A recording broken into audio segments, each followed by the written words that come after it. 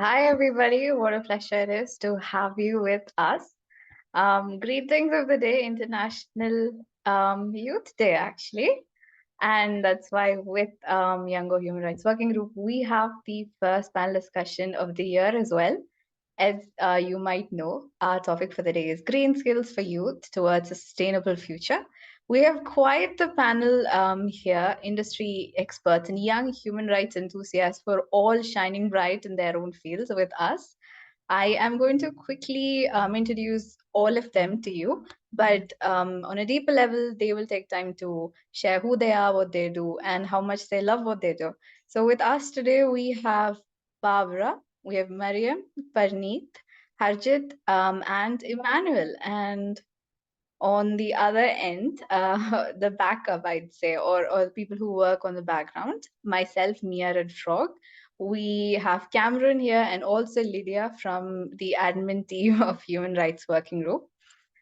Without any further ado, I'm going to start the questions. And if any of you have any questions, feel free to drop them in the chat. We will take time to answer those. Maybe somebody from the admin team, or you could even ask the panelists themselves, and they'll take time to respond to you. So the very first question is to Barbara. Hi, Barbara. How crucial are green skills for youth in today's rapidly changing world? And can you specify why do you believe that they are more essential for a sustainable future, not just for now, today, or tomorrow, but for the long run as well? Thank you. Thank you very much and welcome all to our conversation today. I'm Barbara Baltran Torres. I come from Peru. I'm a PhD student for sustainability and also the founder of Green Dreams, an NGO in Peru. So what we do, for example, with our NGO, we have already 500 children impacted about this, for education. And what we do is we teach them about sustainable development and global citizenship. And why these 2 points? Because these skills, or also call them sustainable skills, are very important right now in this world, in this changing world.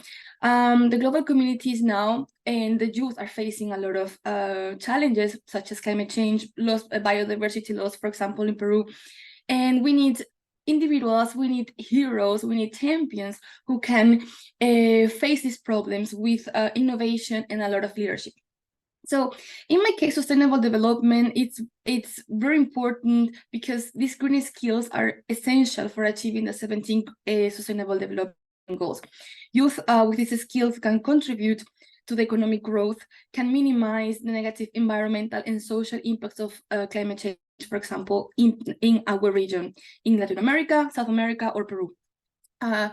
And also, it's important to have these green skills like innovation and adaptation. As you may know, right now, we are having all these impacts, and we need masterminds, right? We need young people with this leadership who says, I want to speak up and I will have a solution for this. And it has to be innovative and it has to be adaptable for all of us. I think also that just the third point is going to be global citizenship. Global citizenship is very important because sometimes we are in our comfort zone and we think, oh, it's our problem here, is nothing happens, for example, and in the cities, and what happens with the cities outside, right, like in the rainforest or in more vulnerable regions.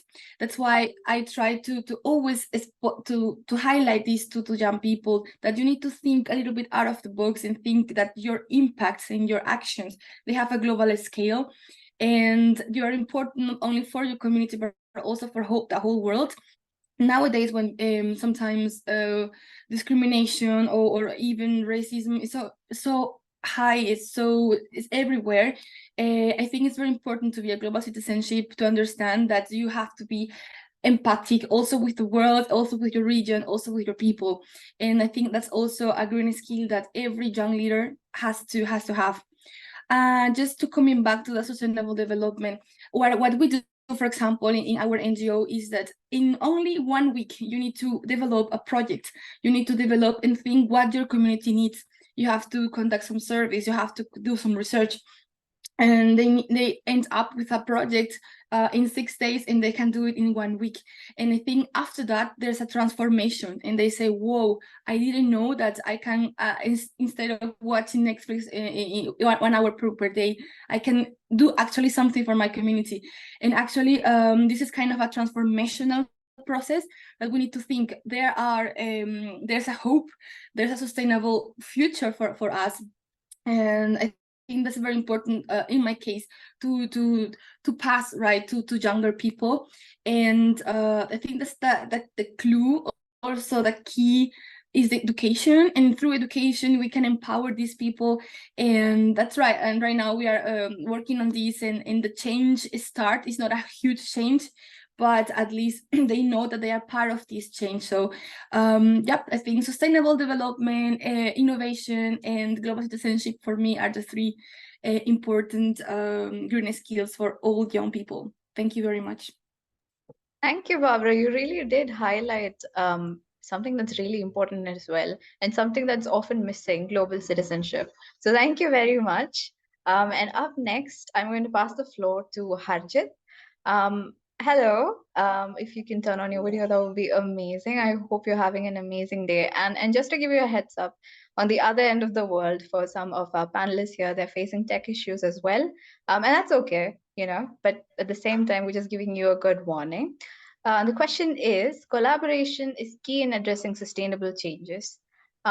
How can partnerships between governments, businesses, NGOs, and educational institutions facilitate the development of green skills among young people? Thank you. Warm greetings. So first of all, a happy International Youth Day.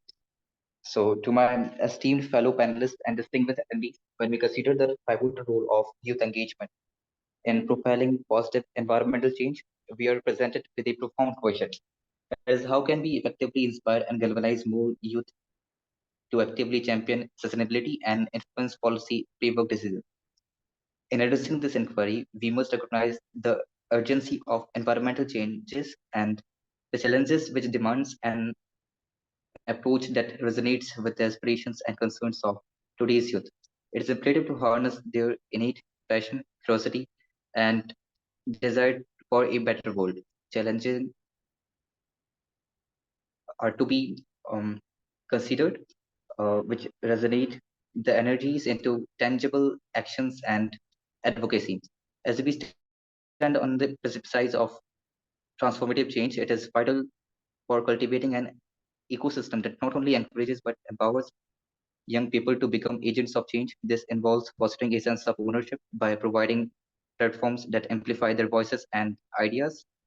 Collaborative initiatives, mentorship programs, and inclusive spaces are all that are essential for this endeavor.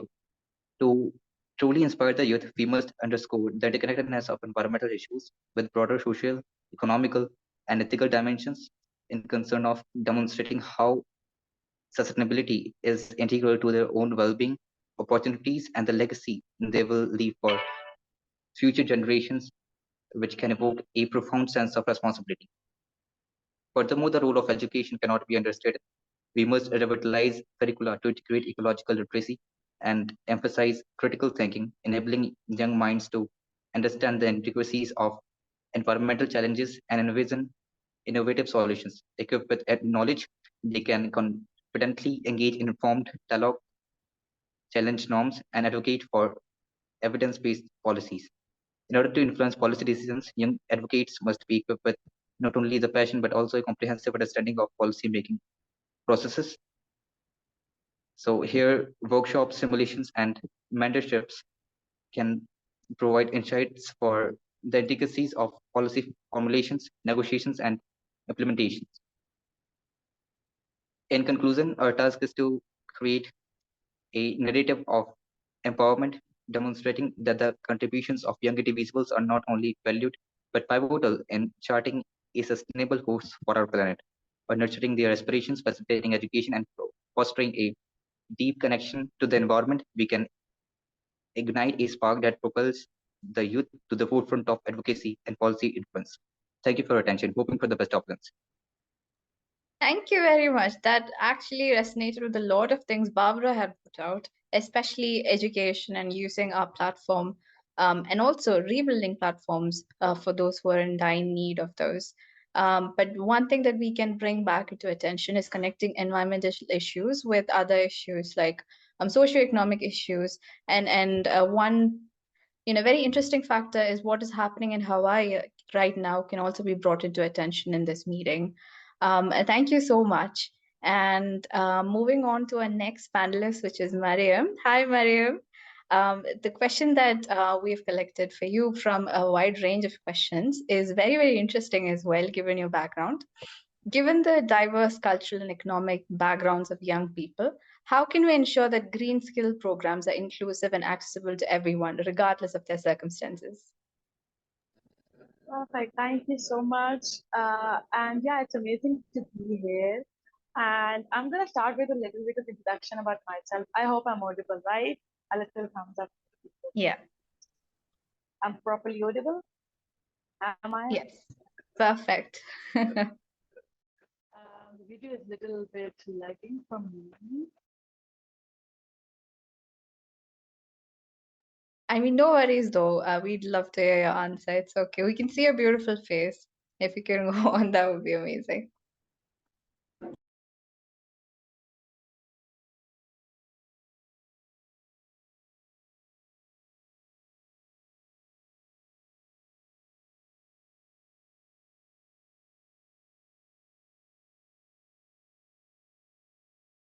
Oh, hi, I'm back again. This internet connectivity issue. So yeah, am I properly audible? Yep.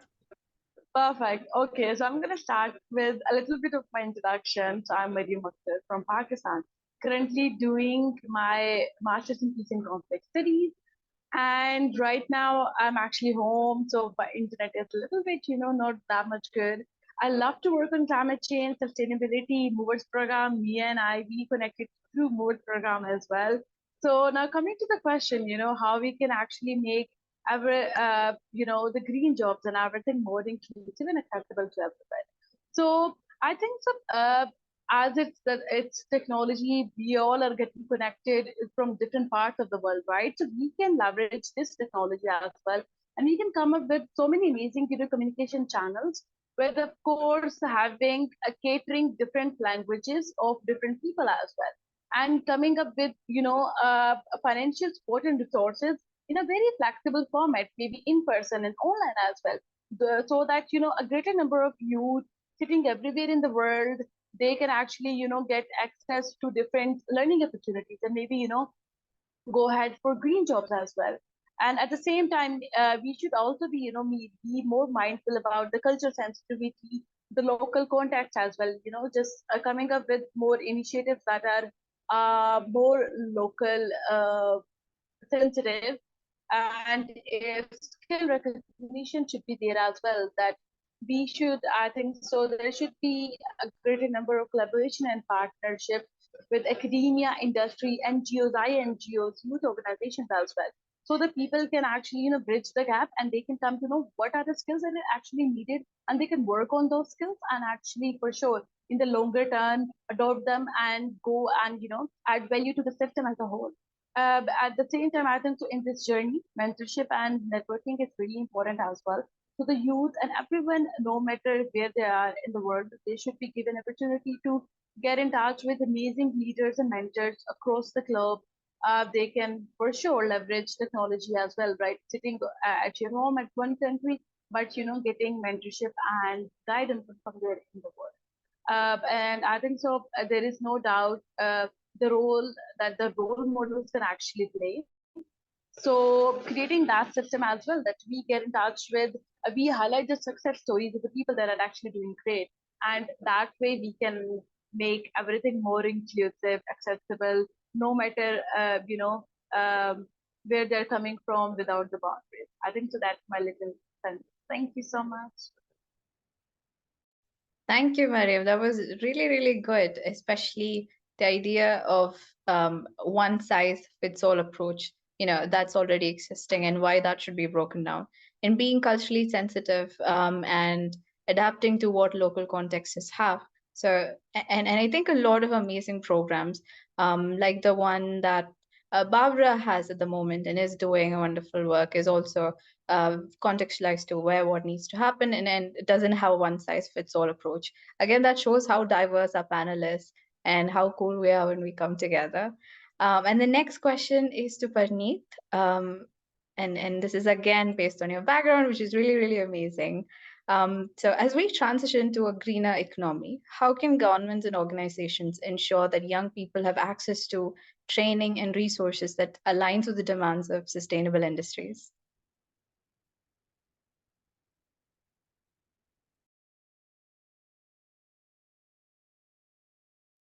Thank you so much for inviting me to the panel. It's been so incredible listening to amazing people, co-panelists. So first of all, a very happy International Youth Day to everyone. And my name is Parneet and I'm joining from India. I am currently serving as the associate in the youth wing, the official youth wing of G20, which is Y20. And I am the founder of Poetry for Planet, which is an international youth-led creative enterprise that aims to share the stories of climate leaders from across the world in the form of poetry and prose. Moving forward to my question, I think that the governments and the organizations, governments specifically, play a huge role in spearheading spearheading change at an institutional and systemic level.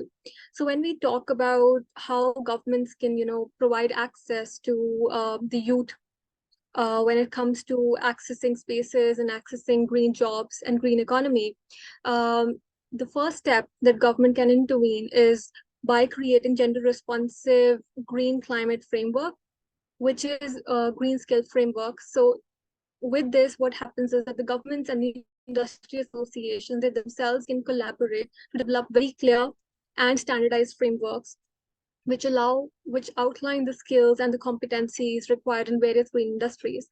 This will allow people to, revolutionize and set a foundation stone for for the green economy. This being the first step, then since we're talking about the local context as well, as most of us might be aware of indigenous arts and culture, so we have to find a way of making these local industries into digital industries. We have to convert them. So in that sense, the government has its intervention is very crucial in providing access and helping transform the indigenous people, the indigenous art forms into actual digital industries. There as well, the government has a huge role to play. Then when we talk about green economy, the stress is mostly on the STEM, right? So science, technology, this is something which is predominantly the domain of the males. And then what is believed is that if we are to actually have a sustainable economy, it would cost us gender equality. So we have to think, if we are proceeding towards green economy, we have to take the marginalized communities and especially the women together. So we have to start the government should intervene by upskilling women specifically. They have to focus more resources on providing digital upskilling and capacity building programs to women and marginalized people, communities especially. And what I see is that with the coming of AI, we see it as a threat, but when we integrate it, with our traditional economy, it can really transform a lot of, it can really transform and make our working very effective.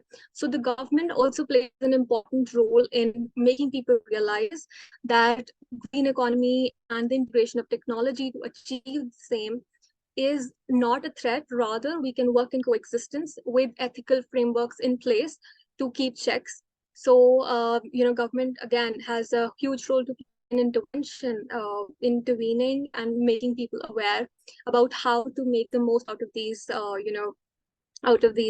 opportunities. And also, when I talk about green economy, there's a digital deficit, like a gap of about 10% of the world population. So 10% of the world population does not have access to internet and digital technology. what does that imply? That this 10% is going to be left out. So the governments of these countries have to focus on, bridging this digital gap. And I think the governments and the nonprofit organizations, when they work in coexistence, when they work in collaboration and synergy, they can help bridge that gap.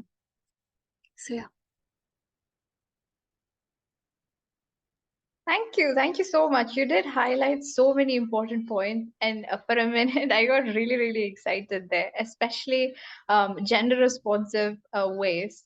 And although in context, we often put it out, most of the work being done in that area is very little. So pushing that out there for partnership and aligning it with sustainable industries, that was amazing. But also highlighting indigenous arts, crafts, their work, and indigenous people themselves who are champions of sustainability. Thank you so much. And it is quite sad to know that 10% of the world population does not have access to digital devices and accessibility in that area. So bridging gap as well. Thank you so much. It was really, really informative, Parneet. And up next, we have Emmanuel. Emmanuel also is facing a few technical issues. But I hope everything's all right, Emmanuel. Yes, Yeah, thank you. Thank you. And your question is, youth engagement is vital for driving positive environmental change. How can we inspire more young people to take an active role in advocating for sustainability and influencing policy decisions? Thank you so much, Mia. Thank you, everyone. Of course, the youth have the main impact in the sustainable development. On this question, to engage the youth and youth in the implementation, so the government and also non-government, so I recommend them, or they have to understand the voice of the youth, how they can increase their skills, of course, green skills, and this will help them, will help the government to implement sustainably for the future generation. So that, the youth now are the future leaders. So when they be skilled well in green, so they help to successfully in continuous way to achieve on the goals set by the government or into the nation. So that is how I can answer this question. So if possible, I can share some keyword.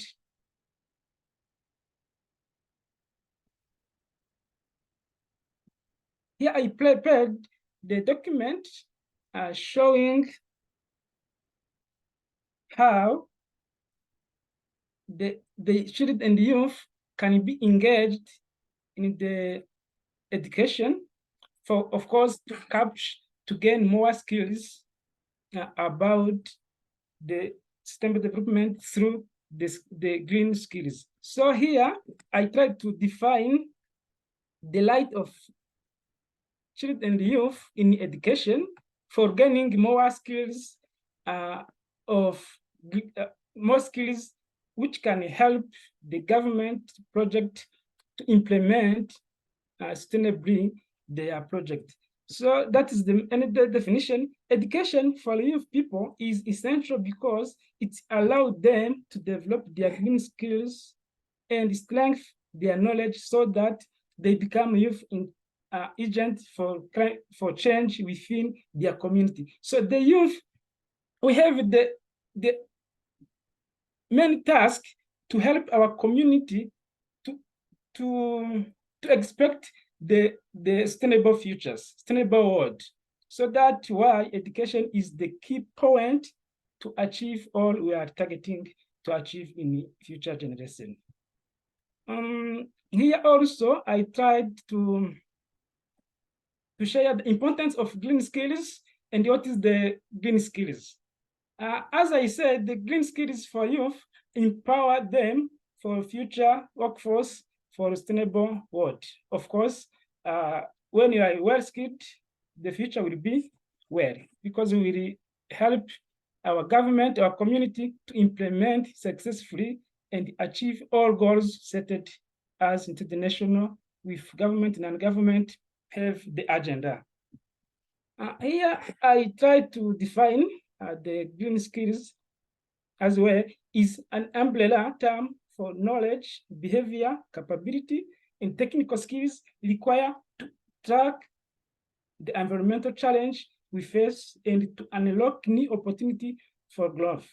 Of course, when you have the skills, so the opportunity come to growth to sustain our development. So green skills include in area such as renewable energy efficiency, waste management, water conservation, sustainable agriculture, and environmental protection. So there are many techniques, of course, needed in the green skills, which will help to protect, to conserve our environment, biodiversity, and all around this world. Here, that is the final answering the question. Here, I share any recommendation. So first of all, how to develop green skills for youth. Of course, we need the quality education for developing the green skills. Also the training in the local community, especially children and youth, also is very important to empower them to develop their skills. And also the opportunities to youth also is important when the youth intervene in the action implementation, of course, increase their skills and predict and suggest that in the future it will be good, and they will achieve on the sustainable world. So that is how I suggest how to develop the green skills for youth. Here, finally, I share the recommendation. Of course, I give the recommendation to the government. The government policy in education should develop and ensure that a curriculum framework of education is competence-based to promoting the green skills for youth. So to be educated is not enough when we need the green skills, but not include in the curriculum. So they have to set well their curriculum and put the green skills as the first to develop the green skills in youth and children. And also the government and the non-government should provide any opportunity to the skilled youth in sustainable development implementation for sustainable world. Of course, when you are skilled, and also we need to intervene to participate in action. Thank you so much. So youth is the future leader for future generation. So together we can. Thank you so much. Thank you, Emmanuel. That was really informative. And I liked how, if you can stop sharing your screen. Thank you so much, mate. And I liked how all of you brought in the element of opportunities, education, and platform for everybody. And I love this question so much. And I think I'm going to pass it to Barbara because it's really, really relevant. Just to brief our audience about the question once again, youth engagement is vital for driving positive environmental change. How can we inspire more young people to take an active role in advocating for sustainability and influencing policy decisions? Thank you very much, Mia, and thank you, Emmanuel. You brought so many important topics right on the table, and I will say, in my experience, first of all, in order to empower these young people, empower our communities, we need the spaces, we need these platforms, right? So it's always very welcome to all little organizations, big organizations, and youth organizations like Jongo, for example, that opens and makes accessible these platforms from all of us to raise our voices, to raise our concerns, right? And to communicate, brainstorm, and create solutions together. I think education, as I said, is for me the key for everything, because as I had 3 days ago was Indigenous Peoples Days, and we created an event, and one of these leaders, she said, I'm brainwashing all my students' brains, because we want to let them know, right, that what's going on outside in topic of environmental, indigenous peoples, and so on. So education is the key. And also what we do, for example, is not only educate in the states like this. We go it could be easy to go clean a beach and that's it. It's also to get mentorship, and that's also we get young leaders who can empower other leaders, because as I always say, knowledge is here to be shared, not to only to enrich us. And mentorship is also a very important clue to see another guys and get represented and feel represented by Black women, indigenous leaders, and I don't know, immigrants like me, for example, right now in Europe. And empowering youth is also a decision making that we need to empower, even though it's a small, tiny impact, or you're impacting 1 people or 100 people. Always we need to celebrate all these little steps, and I think that's the way every young people can start their journey as young leaders in yeah, with these green skills. Thank you, Barbara. Would you like to pass on the floor to another panelist? Yes, sure. I would like to pass the floor to Maryam, please. Thank you so much. I truly second with all that into the points regarding the same question, right? That's how we can make it more inclusive and, of course, move towards the political change as well for the youth, right? I will just, like to highlight the few points. There are kind of a repetition for sure, because you guys have covered everything. You're amazing. So yeah, I think so. It all starts with education and awareness as well, right? So we have to give them a more education and awareness how it is very important and crucial for them to take the step and what they can do in their own individual capacity, and then of course be a leader of change as well and drive a change in the community, and then of course nationally and go global as well, right? And of course, as mentioned earlier as well, we have to create youth-centric platforms, right? Yango is one of them, or maybe they can start with a local platform as well. So a lot of us might have any initiative, right? So they can drive change through that. Wars program is there as well, right? So peer-to-peer engagement, I think so it's also very important. I am learning so much from you right over here just talking to you. So peer-to-peer engagement, I think so it even gives you a sense that in anything you are not alone. Because I used to have that climate anxiety, but when I met a lot, so many climate activists, so I was like, okay, I'm not alone. We are all together from different parts of the world, and together we can make it. Together we can do it, right?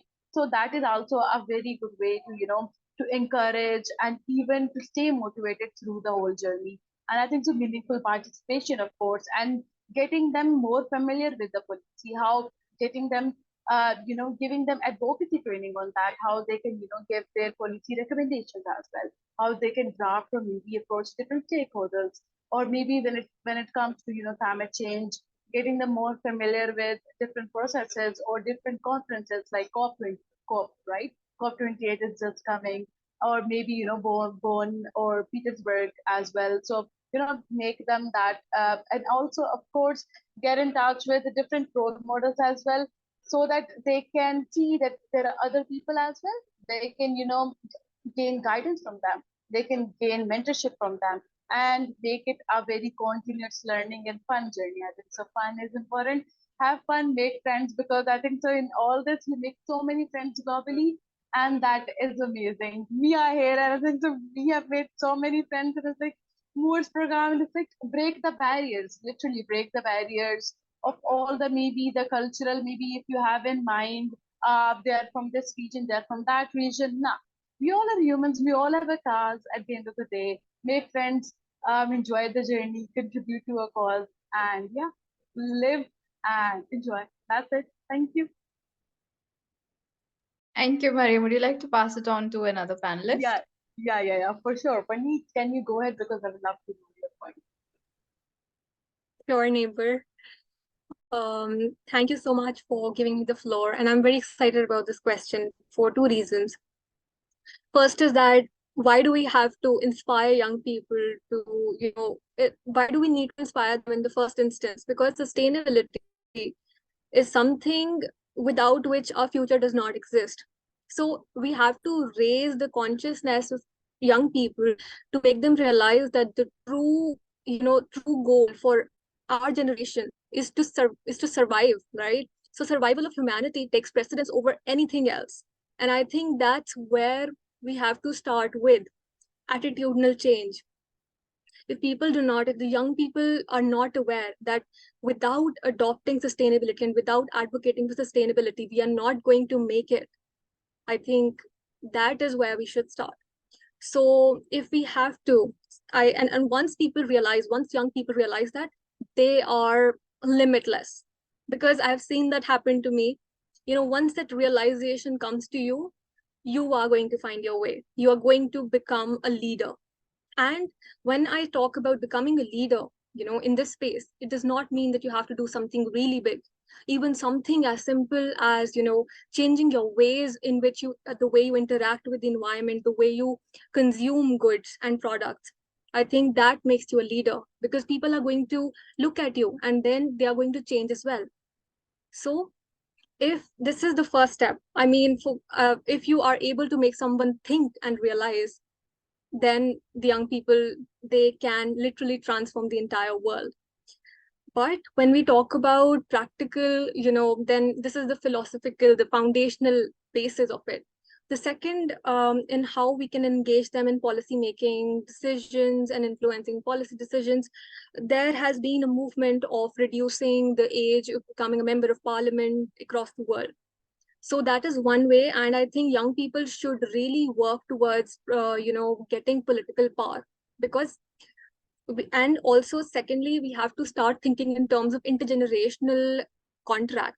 We have to build an intergenerational contract, because the elder are leaders, they are elder, right? So for them to understand the urgency might be a little bit difficult.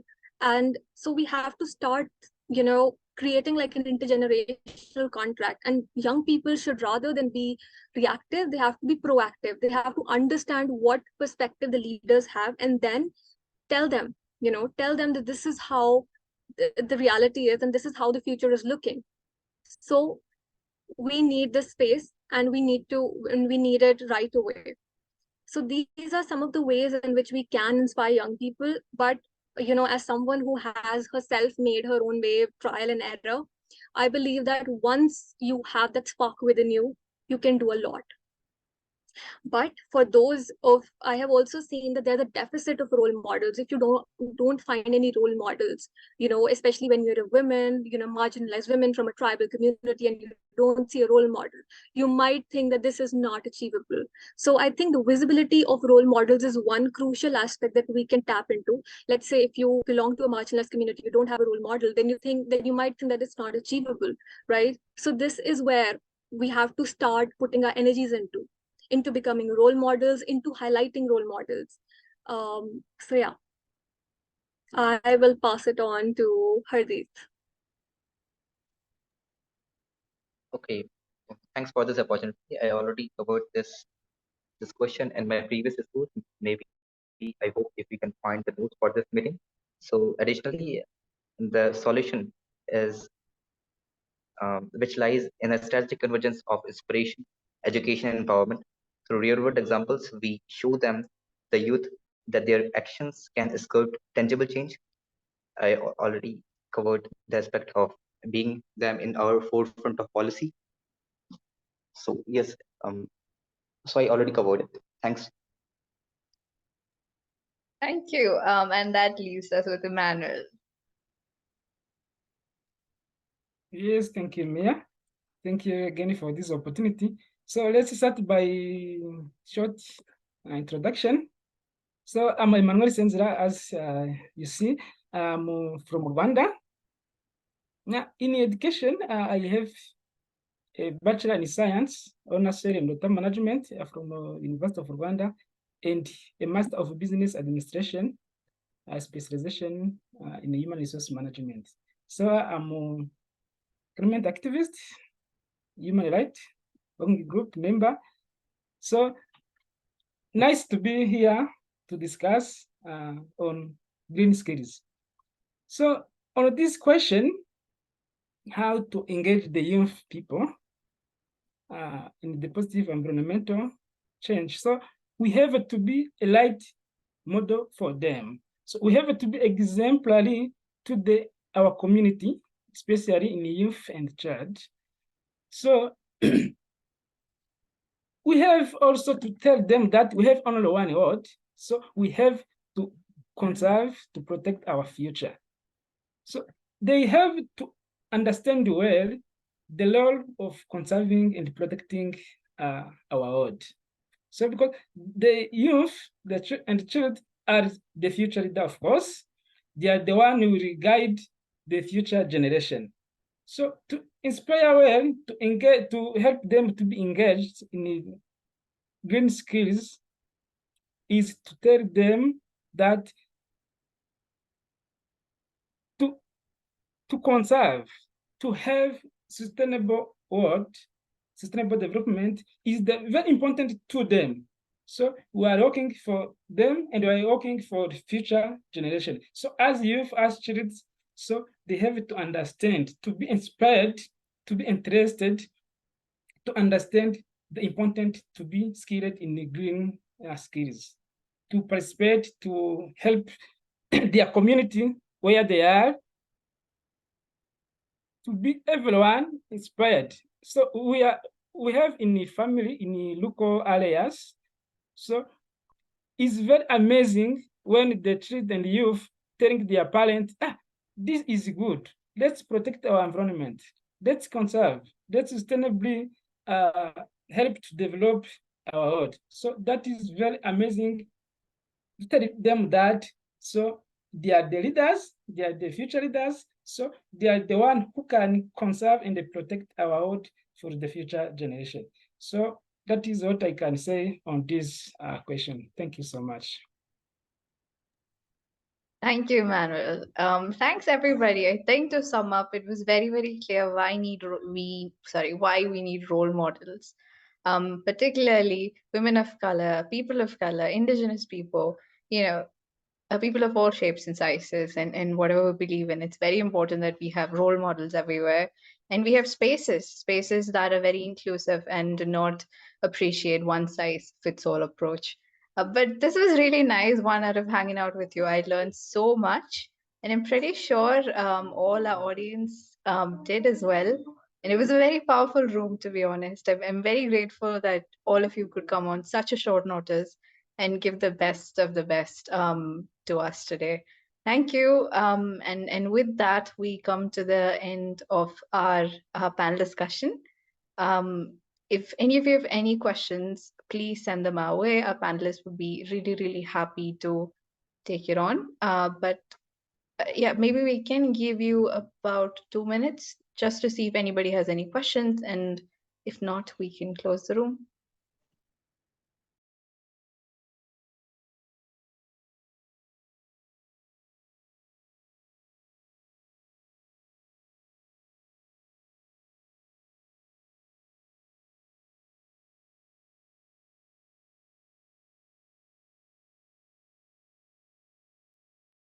Yes, Mia?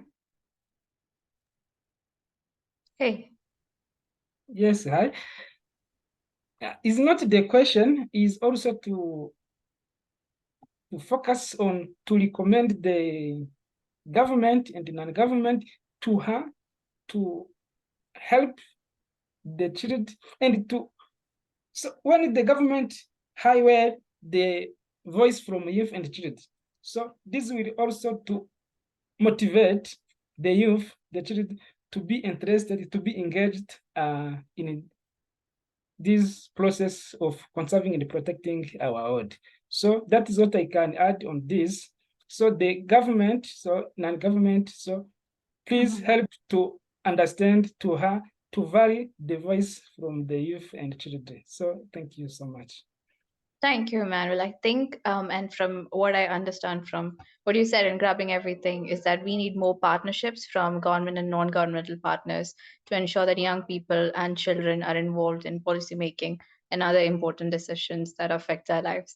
Thank you. And it's such a pleasure to have so many different questions. I will start with the first question, and maybe Emmanuel has answered that in kind of a way, but I'm going to start with Barbara. How can we create awareness in schools, particularly in schools for folks who are between 5 and 18, I guess? I think, for example, in the case of Peru, where sustainability and sustainable development in Agenda 2030 is not already included in the agenda or in the curricula, so we need to go in the approach to the schools and show them, for example, attractive projects, attractive ideas and solutions, and how it's going to be a win-win for all of us. For example, when I approach to schools, and actually I try to focus on vulnerable schools because there the education is not, maybe is not the best, and we sometimes miss what's going on outside the capital. So I try to focus on these schools, and sometimes these kind of schools, they have amazing solutions because they know what's going on and what is the reality of the community. So we need to attract the directors to the teachers and let them know that this is going to be in the end long-term benefits for all of them. And for example, also, so what we do is we have volunteers and they want to be educators. So we give them also this space to be educators of another young people. So it's everyone is winning, and in this way, everybody is learning about sustainable development in doing something. So if the government is not doing so much enough, I mean, or missing some regions, that's why the NGOs come, or youth organizations, and we need to do this and facilitate this kind of solutions. Yeah, just taking action by ourselves. That's right. Thank you. And I'm very invested in knowing what Maryam and Parneet also think about it. Yeah, I think so. In school, awareness and education, I think so it's the most crucial step, right? Because we all are learning, and we all even come to know about the different challenges and the problems that are there out there to the society by, coming through them from our syllabus, right? So I think so it's quite essential to even collaborate. One way, of course, there are different ways different stakeholders can take steps. One way an individual can actually get in touch with, even if I'm here in my hometown, so I can go to my, childhood school, and I can, give them more awareness about climate action, sustainability, SDGs. That is one way, right? And another way is if maybe I start a series of, partnership with a particular, you can say their city school. So they have their branches in different cities. So that is one way. Another way you can go about it, create awareness, and engage them in more activities. And then of course, I think so the final that should actually be done.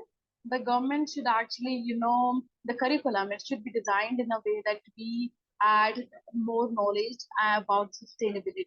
We teach SDGs to students, right? So we even share how, our country is doing good on few SDGs, or maybe there is like on other, and how, what are the challenges and what we can actually do about it. I think so we can do a lot at every step. So yeah, that's my little points. Thank you. Thanks, Maryam. Parneet? I think Barbara and Maryam have already stressed on the inclusion of sustainability in curriculum. And I think the first step again is schools are places which mold, which change a person. So, when government intervention is, now we have government schools in India, and there has been a transformation, there has been, I think that is where, if you really want to create a change, schools, changing the curriculum is where you start.